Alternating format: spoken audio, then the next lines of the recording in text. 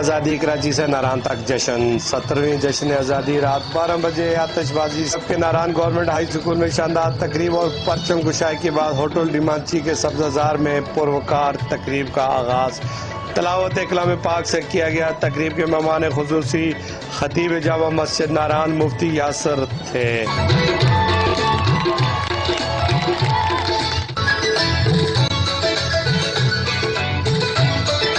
T پاک ناران کے صدر سیٹ متی اللہ ناظم محمد فاروق عبدالرحیم علاقہ بھر سے کثیر تعداد میں بچوں بچیوں اور حمایدین علاقہ نے شرکت کی۔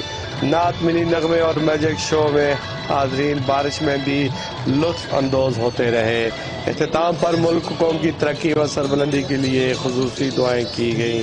محسن خان نے طلباء میں مٹھائیاں تقسیم کی، مہمانوں کے اعزاز میں زورانہ بھی دیا۔ کیمرہ ٹیم کے ساتھ میر افضل گلزار، وقت نیوز مانسہرہ۔